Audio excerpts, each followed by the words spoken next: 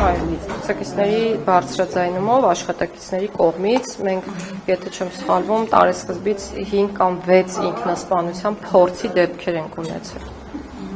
5 կամ եւ ունեցել ենք 1 ինքնասպանության դեպք։ Այս խոսում եմ բանի մասին, որ ինքնասպանությունները կանխվում են,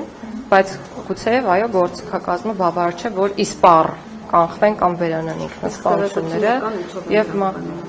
ինչեր ինքնասպանությունները տարբեր փորձերը օրինակ ունենք մեկ պետական դավաճանության մեջ մեղադրվող անձ, որը ինքնասպանության փորձեր արել, մեկը հոգեկան առողջության խնդիրներ, մեկը չէ, երկուսը հոգեկան առողջության խնդիրներ ունեցող անձինք էին եւ ինքնավնասումների հետ կապված ուզում եմ նշել, որ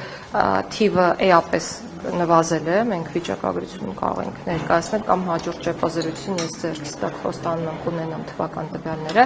բայց դուք հստակ կտեսնեք, որ օրինակ եթե տեսնում եք 100 ինքնավնասման դեպք, այդ 100 ինքնավնասման դեպքերը օրինակ կատարվում են 10 անձի կողմից եւ ոչ թե 100 անձի կողմից, այսինքն հստակ կան անձանց խմբեր, որոնք հակված են ինքնավնասումներ կատարելու կամ դիմելու ինքնասպանության։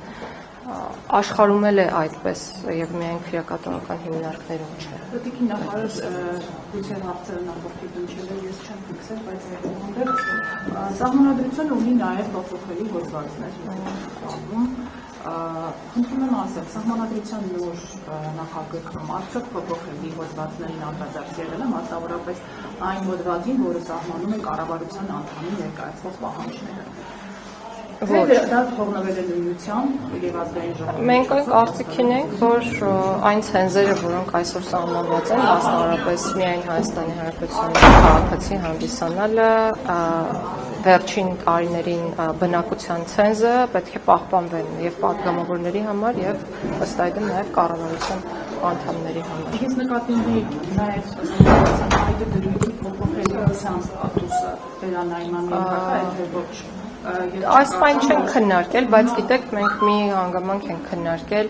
արդյոք պետք է ճկունությունը պահպանենք սահմանադրության փոփոխության եւ այս պահին հստակ որոշում չունենք, բայց գոնե մենք առաջարկել ենք քննարկել ավելի կոշտ մոտեցումները, օրինակ հնարավորություն ենք առաջարկել փոփոխություններ իրականացնել երկու ազգային ժողովների, երկու գումարման ազգային ժողովների կողմից, որպեսզի հեշտ փոփոխություններ հնարավոր չլինի իրականացնել, բայց սա թեզ է, որը դեռ չի քննարկվել, կքննարկվի ապագայում։